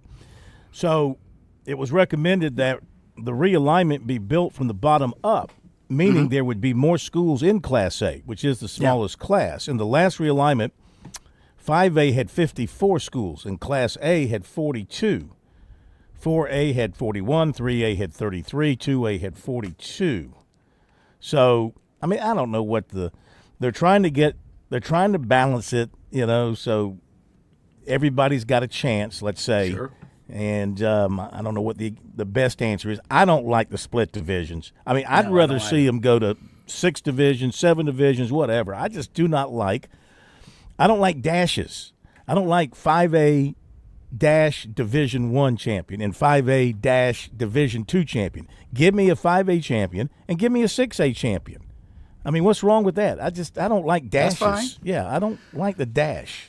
Yeah, I didn't quite understand the necessary need to split 5A into 2 divisions. And you're right. I think the smartest approach to all of this is you start with your smallest class and work your way up instead of trickle down from the top to the all the way to the bottom, because as clearly as what has happened is when we get to 1A, you're starting to run out of schools. And our state is a very rural state, especially on my end of the state, the PD area towards the Grand Strand. We've got tons of 1A, 2A type level schools.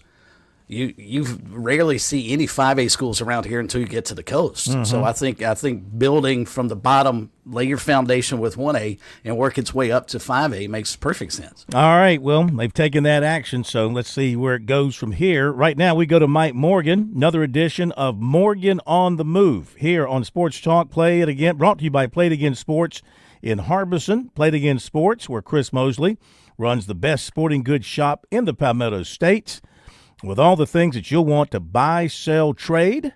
Best selection, best prices, great friendly staff. That's Play It Again Sports in Columbia. Sponsored by Mid-State Roofing, South Carolina's leading roofer for over 30 years, protecting what matters most.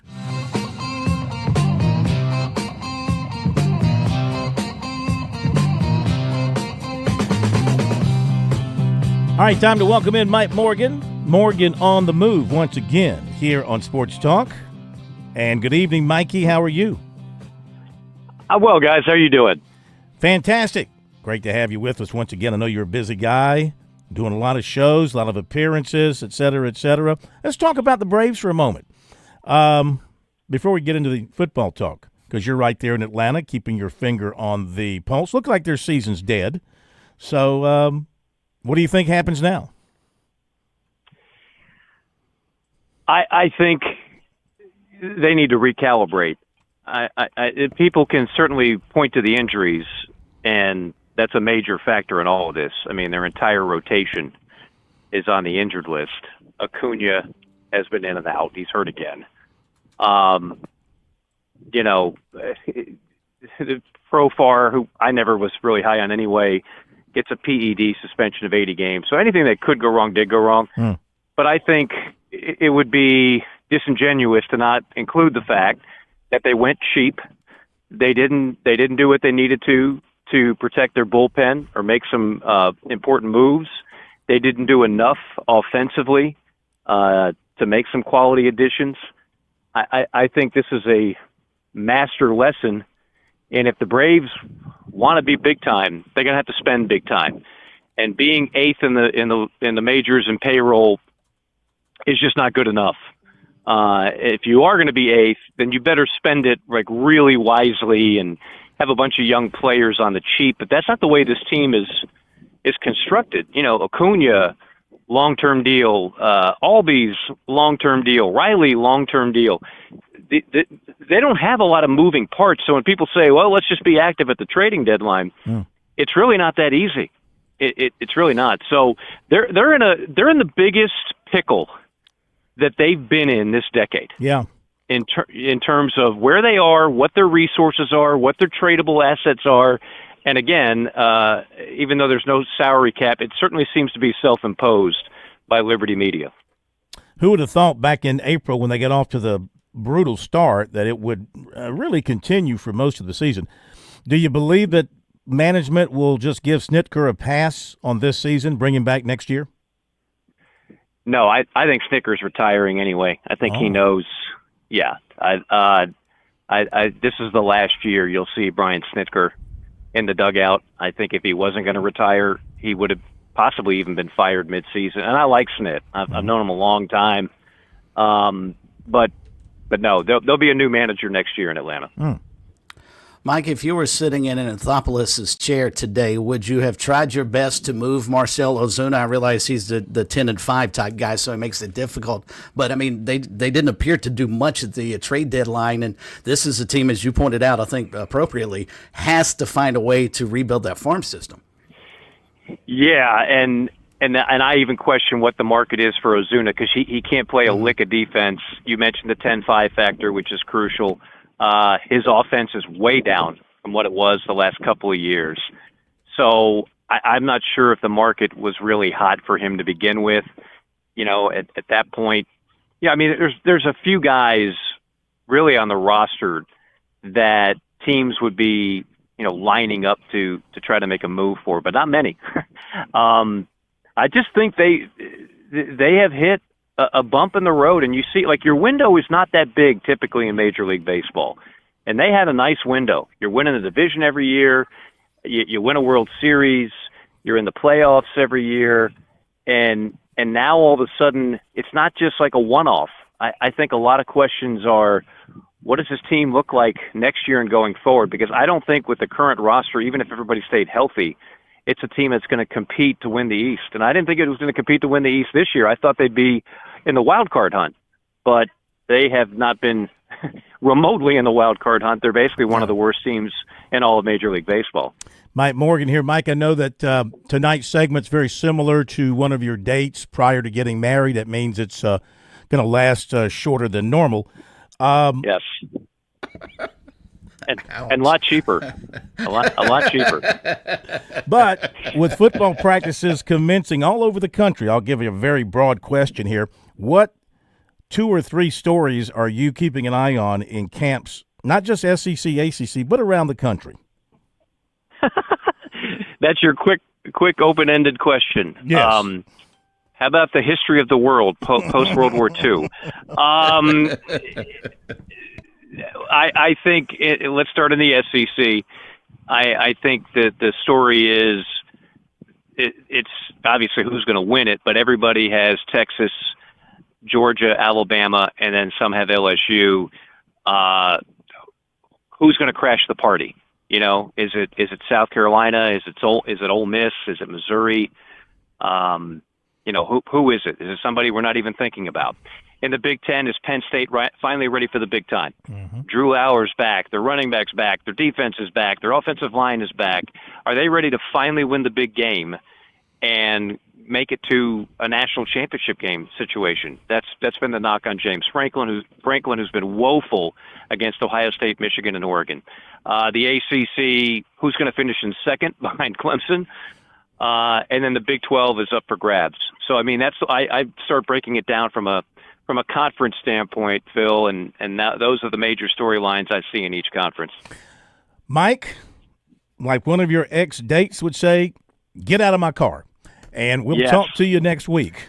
Thank you, Mike. For not throwing a drink in my face. That would have brought back more memories. See you guys. All right, see you later. A little short version of Morgan on the move tonight because he's got something going on. Yes, sir. He's not doing the Hall of Fame game tonight, is he? Well, I would hope not. I would hope not. Were you insinuating, though, that Mike is so cheap he didn't actually drive his dates around? They had to come pick him up? Or is he that popular that he needed to be chauffeured around as a young Mike Morgan? Yes. I just overheard him. I went to go pick up the phone after the show. He usually doesn't hang on, so I think he accidentally forgot to hang up, and he said, "You want to go get a piece of pizza?" to somebody he was with. So I don't think he was doing the Hall of Fame game. Hope it was the wife. Hope it was the wife. Sure it was. Sure it was. Oh, absolutely. Yeah. Mike is a stand-up guy. Indeed. Does a lot of stand-up comedy in his shower. Does on this show. He missed. No, mostly I've told him this before. in his shower in front of the mirror, I think, is where he does most of his comedy. I think he missed his calling. I mean, as good of an announcer as he is, and he's tremendous, I think he could have been a stand-up comedian. Mm-hmm. Okay. Well, you go buy a ticket to his act. I would. Right. I do. I get a free front row seat to his act once a week. We're going to hit the break and come back with another act. Dabo Sweeney. Was he funny? Was he funny? He actually did have some funny comments. Okay, we're going to hear from him coming up after the break. The Tigers had their first practice, and reading from David Hood, during the first practice, Will Helt was on the left wing, DeMonte Capehart was on the right wing, and Peter Woods was also in the rotation. Be right back. 75 years, one reputation, too tough to tame. The Lady in Black doesn't care who you are, rookie or vet, playoffs favorite or long shot. 75 years of scraped walls, battle scars, and history made the hard way. This Labor Day weekend, be there to write the next chapter of the Cookout Southern 500. NASCAR Playoffs Weekend at Darlington Raceway, August 30th to 31st. Get your tickets now at darlingtonraceway.com. Major Billy Downer here from the Department of Natural Resources, and DNR is excited to announce the implementation of Go Outdoors SC, a new online licensing and boat titling system that you can access right from your phone. Through this new system, customers can purchase their hunting and fishing licenses, renew their boats, apply for lottery hunt opportunities, and complete electronic harvest reporting requirements. For more information, visit Go Outdoors SC at your local app store. Get ready for a summer of adventure with Founders Federal Credit Union. Now through July 31st, take advantage of the 6.99% APR on select purchases made with your Founders credit card. Make your plans happen without breaking your budget. Whether it's a road trip, a beach getaway, or a bucket list destination. Visit foundersfcu.com/cc for more information. Promotional rate ends February 1st, 2026. Effective APR of 13.25% to 17.90% will apply. Terms and conditions apply. Membership qualification required. G3 here with Tsunami Bar Sports, and it's time for a fall preview. That's right, 720 Chris Drive, 378 and I-26, Frontage Road, where you can now preview the best technology for golf known to man. It's the Tsunami Bar. It's live weight. It's the only technology out where you get your tempo and flow going before you play. Now, it also serves as a pattern support tool. 720 Chris Drive, Frontage Road, 378 and I-26. You also can visit the Garage Gym Pro Shop. Pick up your tools, take them home, and while you're here, tour the Scramble Course 6-hole pitch and putt right now. The Sports Talk Recruiting Report is sponsored by Seawell's Catering.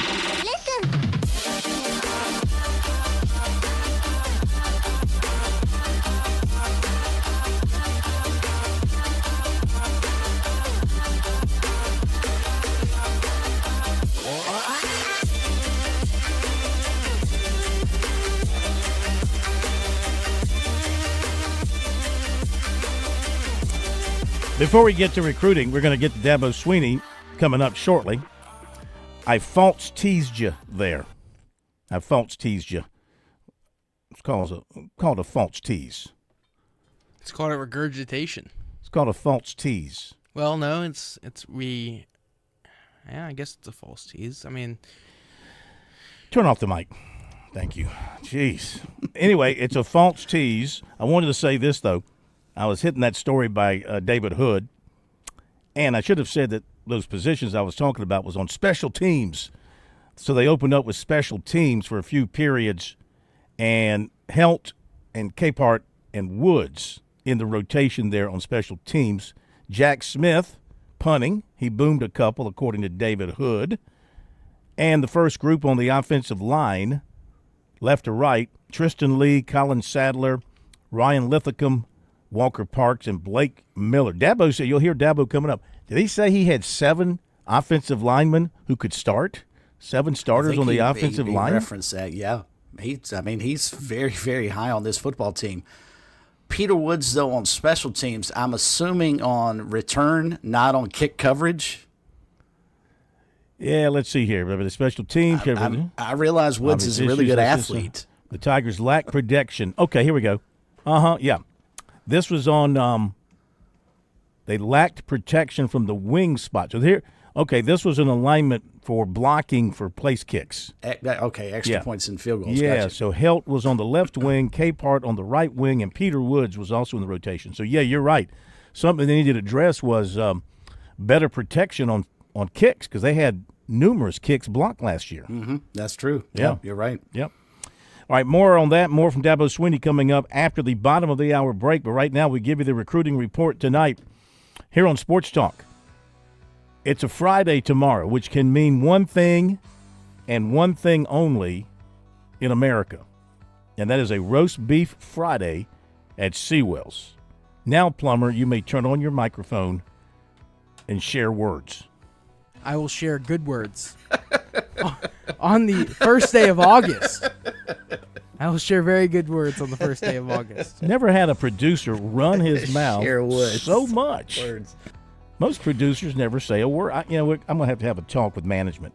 Go ahead. Wait a minute. Okay. I am management. Southern fried chicken, carved roast beef, honey barbecue, and lemon pepper chicken wings. And Phil's favorite, mini shrimps Alfredo. They having shrimp Alfredo? Yeah. Wow, what a give me that menu one more time. It's slower. Southern fried chicken, carved roast beef, Ooh. honey barbecue, and lemon pepper chicken wings. Ooh. And Phil's favorite, this is how it's listed on the website. Phil's favorite, mini shrimp Alfredo. Wow. That is some line. Bergie, you might want to come in for that tomorrow. No doubt. That is a lineup to die for. There's no question. That's really good stuff. Not just that, but, you get all the iced tea you want to drink. You got great desserts. You got a lot of space. You got big tables. You want to go sit in the corner by yourself and not be bothered? You can do that. You want to have a big party and have a group of people there? You can do that. And it's only $14. That's at Seawells on Rosewood Drive in Columbia. You got something special coming up this fall, like maybe it's a wedding. Maybe it's a birthday party. Maybe it's an awards banquet, a business luncheon, whatever the case may be, and you want the very best in catering, excellent food and service, that is Seawells. Just give them a call and work with them. 803-771-7385, online at SeawellsCateringSC.com. Okay, on the recruiting front tonight, South Carolina offered 2027 wide receiver Quentin Burrell, 6'3", 195, out of Skokie, Illinois. For those who don't know, that's like above Chicago. I think it's between Evanston and Chicago. He also has offers from Alabama, Ohio State, Maryland, Washington, West Virginia, Kansas, Penn State, Stanford, Auburn, Northwestern, Ole Miss, Vanderbilt, Missouri, Illinois, Wisconsin, Michigan, Iowa, and others. We'll keep it short and not give you the others, Bergie. Thank you. Skokie, that might be the first recruit ever that we've talked about from Skokie, Illinois. Must be a good one. South Carolina offered 2027 receiver Cam Wade, 6 feet, 175, from Paducah, Kentucky. He's also a standout on the track and is a junior Olympic All-American. Other offers include Kentucky, Wisconsin, Tennessee, LSU, Arkansas, Virginia Tech, Purdue, Missouri, Colorado, Maryland, and others. 2027 Summerville wide receiver Jaden Kelly Murray was offered by Wisconsin. Some of his other offers: South Carolina, Arkansas, Duke, Indiana, Georgia Tech, Coastal Carolina, Liberty, East Carolina, Kentucky, Virginia Tech, and others. Basketball, 6'7", Jalen Wingfield, named top 8 of South Carolina, Auburn, Vanderbilt, Cincinnati, Georgia Tech, Florida State, Ole Miss, and Kennesaw State. he's got a pretty strong relationship with the Gamecocks, and they might very well get an official visit from him. 6'10", Will Stevens of Charlotte. He has set an official visit to Clemson for the LSU weekend. He also plans a football weekend official visit to South Carolina. Date hasn't been set. He told Jamie Shaw of On3 that he is also looking at visits with Vanderbilt, Davidson. He actually lives, I think Davidson is his actual town outside of Charlotte. I think he goes to Davidson Day. So Vanderbilt, Davidson, St. Mary's, the other schools that he has listed on his favorites list at this particular time. And that'll do it for recruiting tonight here on Sports Talk. Now, PGA, they are playing the Wyndham Championship. They're back in the Carolinas. The Wyndham Championship in Greensboro, North Carolina, got underway today. And at 9 under par with a 61. It's a par 70 course. So with a 61, Joel Dahlman. With a 62, Alex Noren. With 63s, Cameron Young, Aaron Rai, Nico Echeverria, all with 63. Oh, another 63, Mark Hubbard. So they went low today. Jordan Spieth had a 65. Brian Campbell had a 66. Kevin Kisner a 66. Jacob Bridgman a 67. Andrew Novak a 68. Carson Young a 68. And Lucas Glover a 70. So we're going to have some low scores in this one. The Wyndham Championship at the Sedgefield Country Club in Greensboro. Do you know what else stands out about the Sedgefield Country Club? Do you know the history? Do you know what else very, very important event happened at the Sedgefield Country Club in Greensboro? I do not, I don't believe. Can you answer that question? I don't think so. You don't think you can answer that question? The Sedgefield Country Club was where the Atlantic Coast Conference was created, was formed. Oh, how about that? It's where they met. Sedgefield Country Club. The 8 members of the Atlantic Coast Conference. Can you name the original 8 members? Oh, come on. South Carolina, Clemson, the 4 in North Carolina, Maryland, Virginia. Yep, that's it. Is that 8? Okay. Yeah, it made for a great conference. Yes, indeed. This is sort of like, going back to what the founders of the United States would have thought about the way our country has evolved over the years. Same thing here. I can't imagine they would have sat down and thought, you know what, sooner or later, we're going to have teams from California in the ACC. From Texas. And it's going to tell me it makes sense. Please make it all make sense. But yeah, it's where they hashed it out, and what a great league it was. I'm afraid it might be on death's door. I still see stories about teams leaving, though the North Carolina chancellor issued a statement. University of North Carolina chancellor said they're very happy in the ACC, blah, blah, blah, all the history. And Oh, yeah, sure. Also, there's still talk. Chapel Fowler did a little story talking to Michael Strickland of the ACC about, is there still an opportunity that South Carolina-Clemson game will be played on Black Friday?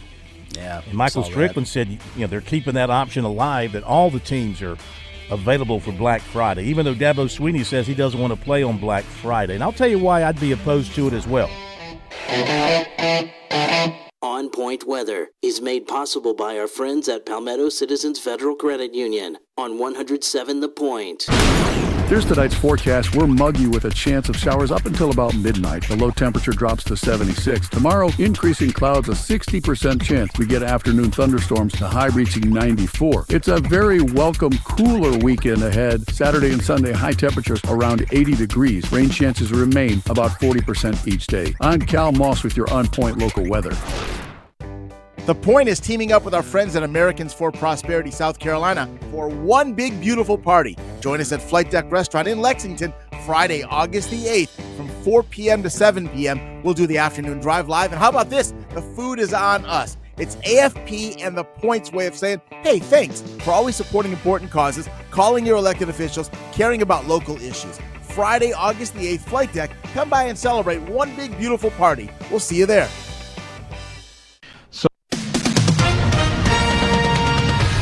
With SRN News, I'm Keith Peters in Washington. 2 top leaders in a rural Texas county were asleep and a third was out of town in the initial hours of a catastrophic flood that caused widespread destruction and killed more than 130 people. Texas lawmakers began questioning local Kerr County officials over their preparedness and response to the deadly July 4th floods. Lawmakers have filed bills to address improving emergency communications and providing additional funding for affected areas. Rainstorms are lashing the East Coast from Virginia to Connecticut, flooding roadways and delaying flights from Boston to Washington, D.C. Social media posts show vehicles stranded in pockets of high water and water pouring over a train in Manhattan's Grand Central Terminal. More details at srnnews.com. Sometimes timing is everything, and I've been talking the talk about Broker Solar for a good minute. I'm a fan. I've had some Point listeners ask me about Broker Solar. They're on the fence because of what's going on in D.C. Now that the politics have settled, we know what's in that big, beautiful bill. We know the federal tax credit for getting solar power at your home. It's going to end in December, so the clock is ticking. You want that 30% federal tax credit, believe me. So we need to get Ken out to your place before they cut it. Plus, you'll still get a 25% tax credit here in South Carolina. So yeah, timing is everything. 30% federal, 25% state credit. Are you kidding me? That's a big part of the cost already knocked out for solar power. It's time for you to take control of your own power bill. Like I said, timing's everything. Now is the time. Online, it's brokersolar.com or just call Ken and his team. 807-7417. That's 807-7417. brokersolar.com. At Palmetto State Armory, we offer the largest selection of guns and ammunition at unbeatable prices. Our knowledgeable and friendly staff are here to provide personalized assistance, ensuring you find exactly what you need. If you enjoy outdoor activities like hunting, camping, or hiking, our clothing and outdoor gear collection has got you covered. We also feature an exceptional indoor range facility where you can experience the thrill of shooting in a safe and controlled environment. Visit us today at PalmettoStateArmory.com or your local retail store. Palmetto State Armory, American made for life. Dave Ramsey here. Do you want your money to work for you rather than you working for your money? Go see my friends at Palmetto Citizens Federal Credit Union. They're not a mega bank and have been serving the Midlands since 1936, offering good old-fashioned customer service and free services. They'll look out for your financial well-being. With 14 locations, check them out today at palmettocitizens.org. Federally insured by the NCUA. Hey y'all, it's Ted from Flight Deck Restaurant. We're introducing our new healthy gluten-free menu. For your choices, we offer charbroiled certified Angus ribeye steak, juicy marinated grilled chicken dinner, fresh grilled salmon, authentic Greek salad, hamburger steak with grilled onions and melted cheese, shish kebab with grilled chicken, veggie blue plate with a choice of 4 vegetable selections, spring chicken salad, and of course, our famous slow roasted pot roast. Come and enjoy a healthy gluten-free menu at Flight Deck Restaurant. We at Flight Deck Restaurant thank you, and God bless.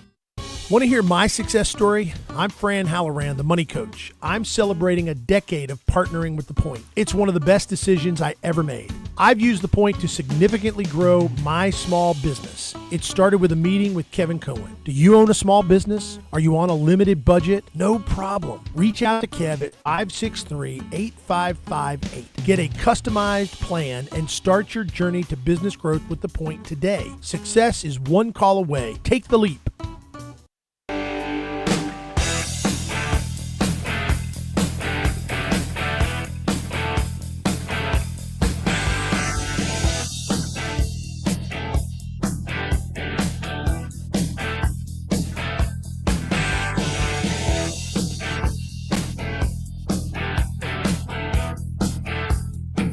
Okay, we're back.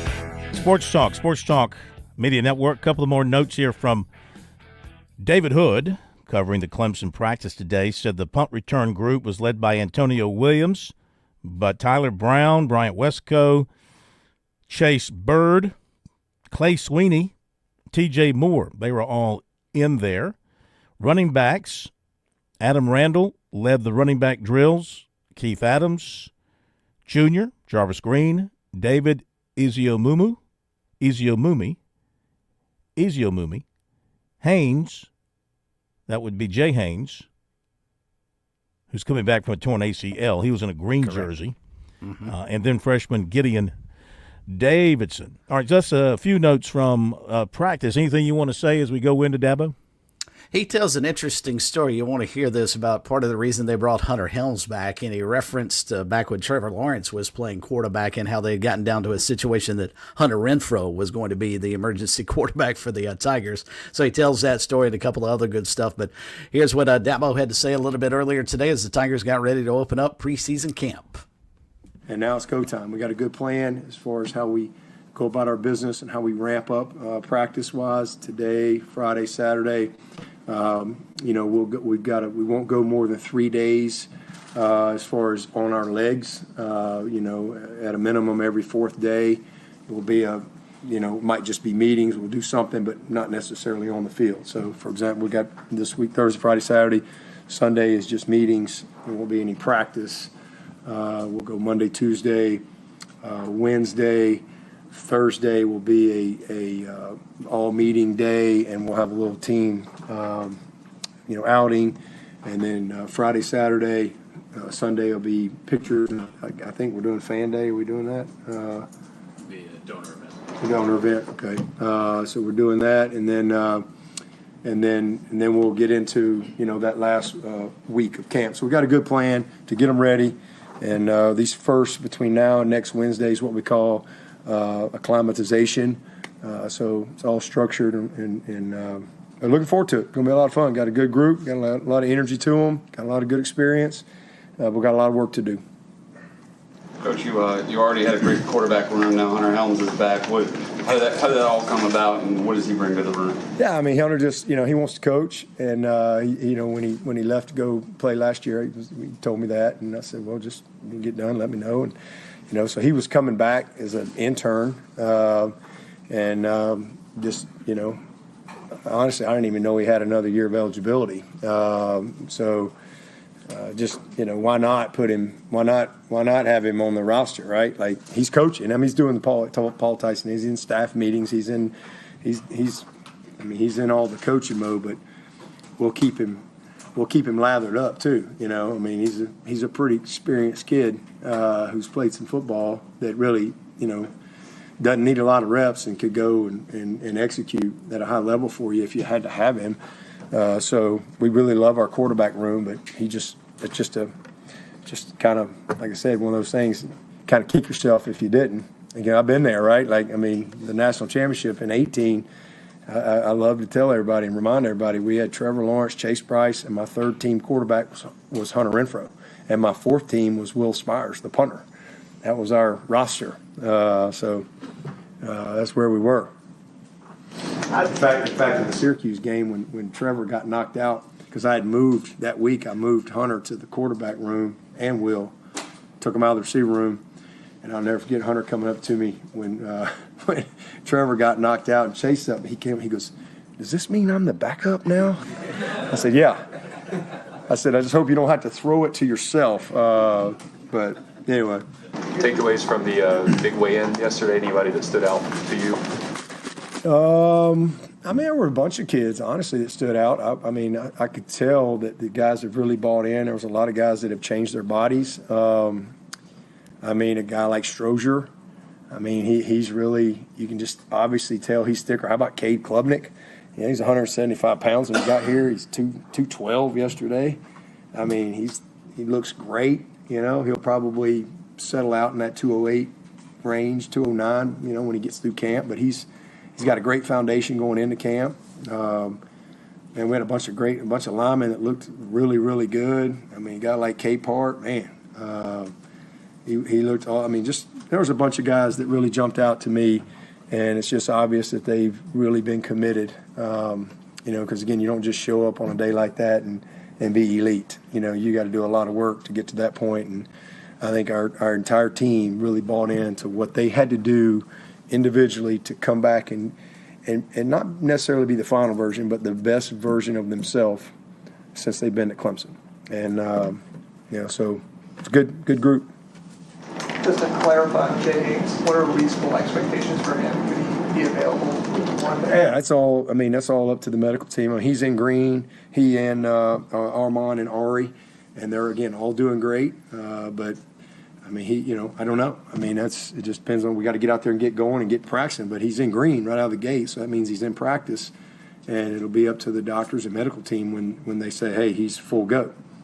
Could be next week. It could be the first game. Could be game 3. I'd have no idea how these guys are going to, show up and respond. I mean, I just know where he's at, and I know that they're in a really good spot. They wouldn't put him in green if he wasn't ready to go. He'd be out there in yellow. So he's in a good spot when it comes to his his return to play protocol. But I don't have anything to do with that, and I have no way of answering that. I have seen nothing on the field with him, but I just know what they say, and those guys are doing great and on their way, and we'll get them back at some point.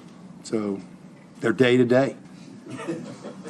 What has stood out from Coach Allen over the last 7 months, and what are we going to see this fall that might be a little bit different than what we've seen in the last? Same guy every day. I mean, that's the main thing I would say I've seen. Same guy every day, ton of energy.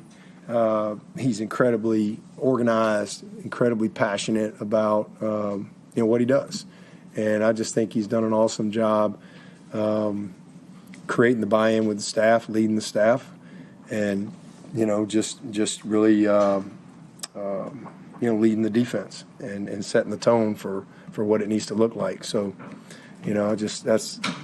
That's it. I mean, he's done a great job, and again, detailed, organized, a ton of energy, and again, just really has led at a high level for us. So that's been exciting to see that, and I think you'll see a lot of consistency, from that group.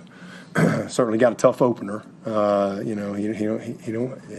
ain't patty cake right out of the gate, but it's exciting. But I think when it's all said and done, it'll be a staff and a defense that'll be very consistent when the season comes to an end. What's your take on the Nickel Sam position and sort of what you're hoping to see? Who you're hoping to see emerge there? I mean, it all depends. I mean, a lot of that is who you're playing. What does their personnel look like? Is it are they 12 personnel? Are they 11 personnel? Are they 10 personnel? Is their best receiver a slot guy? I think all of those things dictate, who you put on the field. So I think, offense decides who they're putting out there, and then defensively you got to respond to that. And so I think the main thing for us is making sure we come out of camp with an answer of who's our big nickel, who's our true, we call it tiger, we call it the tiger position, who's our kind of every down tiger, and who's our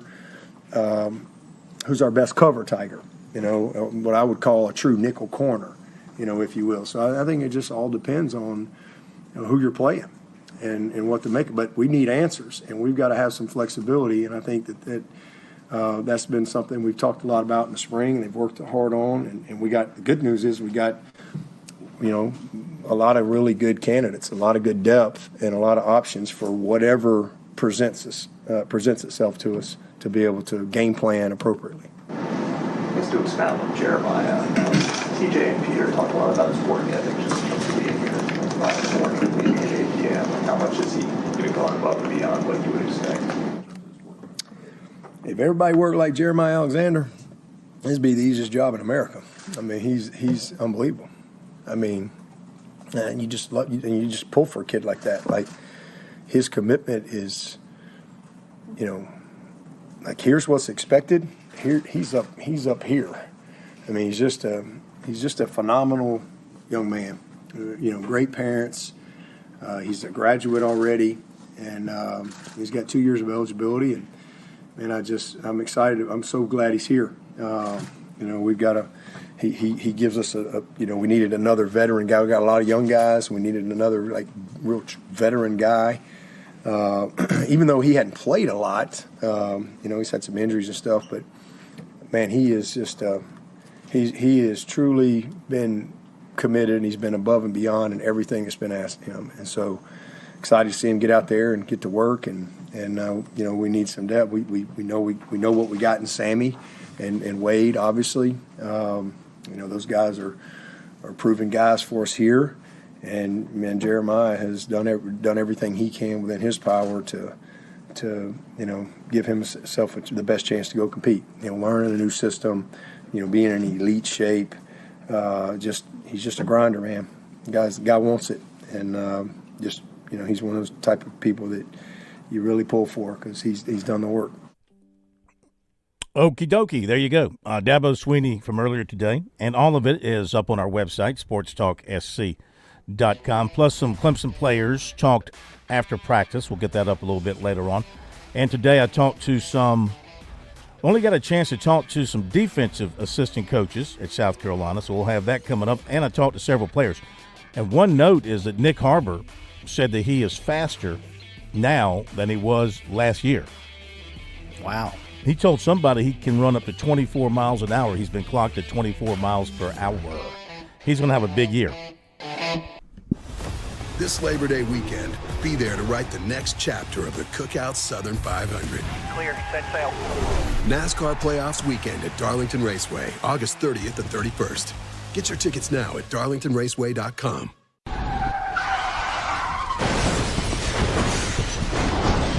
I'm attorney Jim Corbett. That's the sound of a big hit on you and your car or truck. I've been an attorney for more than 30 years, helping people who get injured in car wrecks and truck wrecks. If you have serious injuries, call Jim Corbett, 803-765-2968, or email me at jim@jimcorbettattorney.com. That's Corbett. I don't get paid unless I recover for you. Jim Corbett Attorney, for your best recovery from a big hit, 803-765-2968, or jim@jimcorbettattorney.com. There's a lot of things we take for granted in our lives. Your home's AC will run cool.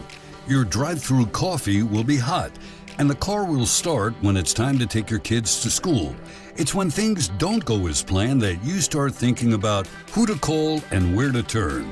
The good thing is, you can prepare for life's most difficult days by calling the Larry Lucas Agency today. Larry is a State Farm agent that has been taking care of people across South Carolina for more than 2 decades. You probably have insurance, but switching is easy, and bundling can save you hundreds or more. Most importantly, the Larry Lucas Agency can help you choose the protection you want at the price you want.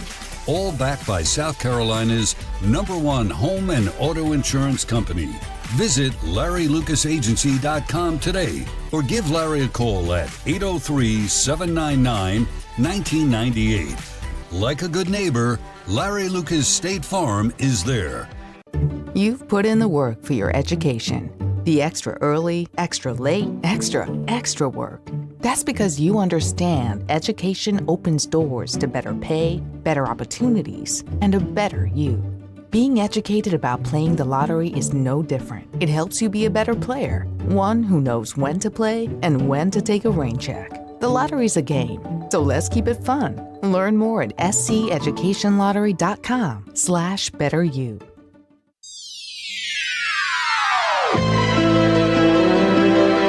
As the NIL churns.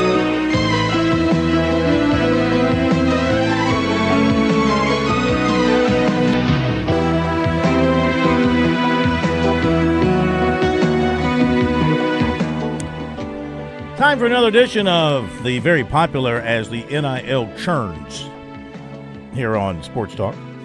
So this is actually a good lead-in. If you were paying attention to what Dabo Swinney was saying, Bergie, and you probably weren't, but if you were paying attention, you heard Dabo ask the question about, upcoming dates. He's going through some dates, preseason camp, and he goes, is this when we're having fan day?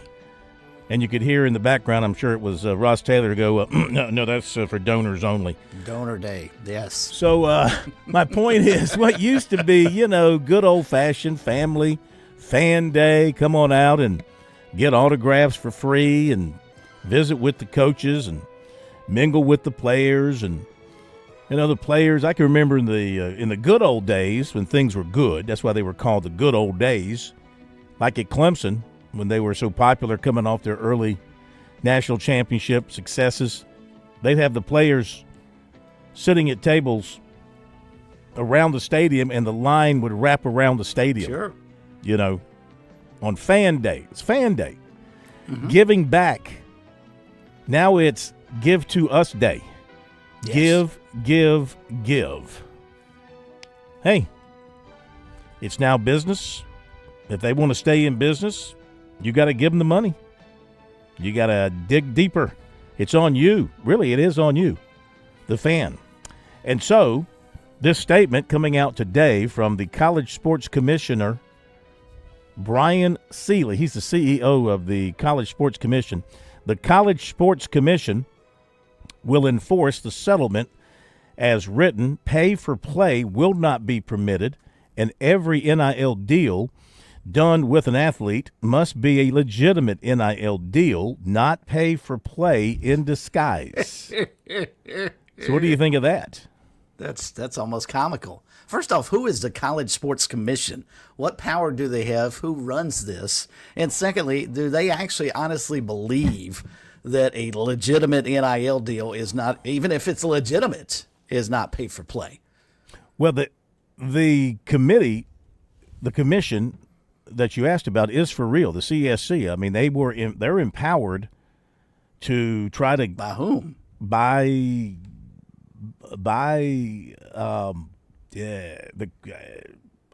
Exactly. No, they are empowered. I had to go back. I mean, there's so much I'd have to go back and look, but they are an empowered committee to oversee the rules and to make sure these are the ones. They're sort of like connected to the clearinghouse, the CSC, the clearinghouse. They're imposing the rules about NIL deals have to be representative of the true market value of the athlete. You just can't take an athlete and pop $25,000 or more, or something like that, at him if they determine his market value is $500. This is where they're going to run into problems, I guess. The lawsuits are coming. So here's a little bit more. The traditional purposes of many NIL collectives does not satisfy the valid business purpose requirement for making NIL payments to athletes under the House settlement. NIL payments to athletes may be made by associated entities and individuals, including collectives, but they must conform with the requirements set forth at the settlement. In evaluating such payments, the settlement's requirements focus on substance, not labels. Nothing in the settlement prohibits an associated entity or individual, including collectives, from making NIL payments to athletes as long as such payments have a valid business purpose related to offering goods or services to the general public for profit and fall within the range of fair market value compensation as defined by the settlement.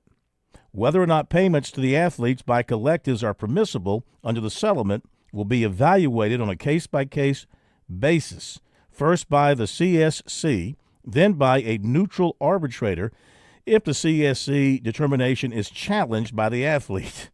The NCAA rules continue to prohibit associated entities from making payments for play in contrast to permitted NIL payments. So do you understand that? Absolutely. Clear as mud. Thank you for clarifying all of that. I understand it. I mean, basically they're saying you make an NIL deal, it's got to be for the reason that you want this athlete to represent your business or your entity or your interest as a spokesperson, and in return you will pay that person a fair market value amount. And they will determine, the CSC will determine if it's a fair market value amount. And where they're going to run into trouble, of course, is when some agent for the athlete says, wait a minute, you can't limit what somebody wants to pay this guy or gal. Exactly. So good luck with that, is all I got to say. How about this? Kentucky is reportedly allocating 45% of its rev share.